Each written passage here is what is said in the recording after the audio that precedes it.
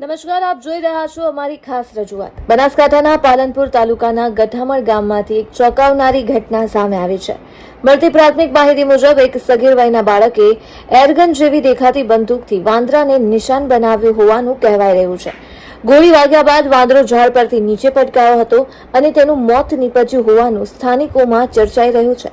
આ ઘટનાની જાણ થતાં વિશ્વ હિન્દુ પરિષદ, બજરંગ દળ તેમજ અન્ય હિન્દુ સંગઠનોના કાર્યકરો ગઠામણ ગામે પહોંચ્યા હતા।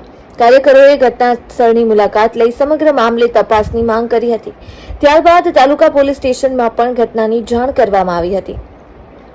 જો કે આ મામલો વન્યજીવ સાથે સંકળાયેલો હોવાથી તેની તપાસ પોલીસ તેમજ ફોરેસ્ટ વિભાગના અધિકાર ક્ષેત્રમાં આવે છે। મોડી સાંજ સુધી અધિકૃત રીતે ઘટનાના કારણો અથવા તપાસ અંગે કોઈ સત્તાવાર માહિતી જાહેર કરવામાં આવી ન હતી। આ દરમિયાન વિશ્વ હિન્દુ પરિષદ અને બજરંગ દળના પ્રતિનિધિઓએ મીડિયા સમક્ષ પોતાનું નિવેદન આપ્યું હતું અને સમગ્ર ઘટનાની નિષ્પક્ષ તપાસ કરી અને જવાબદારો સામે કાયદેસરની કાર્યવાહી કરવાની માંગ કરી હતી। હાલ સમગ્ર મામલે પોલીસ અને ફોરેસ્ટ વિભાગની સત્તાવાર તપાસ ચાલુ છે। તપાસ પૂર્ણ થયા બાદ જ ઘટનાની વાસ્તવિક હકીકત સ્પષ્ટ થઈ શકશે। આવા જ વિશ્વસનીય અને તટસ્થ સમાચાર માટે અમારી ચેનલને સબસ્ક્રાઇબ કરો। વિડીયો પસંદ આવ્યો હોય તો લાઇક અને શેર કરવાનું ભૂલશો નહીં। આદા વદરો માર્યો કાલ અમાર છોકરો અમદાર છોકરોને મારીને ગોળી ગાલીને ઘરમાં કોશી ગાલતો અમે શું કરો? ઓળખો છો તમે એ લોકોને? ના, અમે તો જોયા નહીં। તો પછી કેવી રીતે કીધું એ લોકો ગોળી મારી?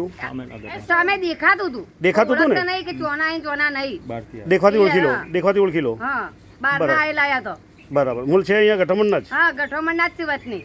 હા, ઠીક છે। વયના જ તો કાલ અમાર છોકરો તો અમાર મનમાં કે પાડામાં રમી ને મારીને જતા તો અમે કને હોગ એવી શું સાબુતી કે હોની મારી પ્રી અમને એવી ખબર પડે। આજે સવારે ગઠામણ ગામ તરફથી વિશ્વ હિન્દુ પરિષદની સૂચના મળેલી કે ગામમાં એક કપિરાજને ગોળી મારી અને એમની હત્યા કરવામાં આવી છે। આ વિશે તાત્કાલિક પાલનપુર નગર બજરંગ દળ સંયોજક ભાવેશ પરીખ, જિલ્લા બજરંગ દળ સંયોજક દેવેન્દ્રભાઈ આચાર્ય, નગર મંત્રી અશોકભાઈ પુરોહિત સાથે અમે આજે ગામની મુલાકાતે આવ્યા અને જોયું તો એ કપિરાજનો મૃતદેહ પડેલો છે। ત્યાં આગળ અમે માર્કિંગ કરી અને તાત્કાલિક તાલુકા પોલીસ સ્ટેશનમાં જાણ કરતા તાત્કાલિક પોલીસ ઇન્સ્પેક્ટર શ્રી ધાંધલે સાહેબ અમારી રજૂઆત સાંભળી અને એ વિષયમાં પૂરતો સહયોગ આપી તાત્કાલિક કાર્યવાહી કરી પોલીસ ગામમાં મોકલી અને એ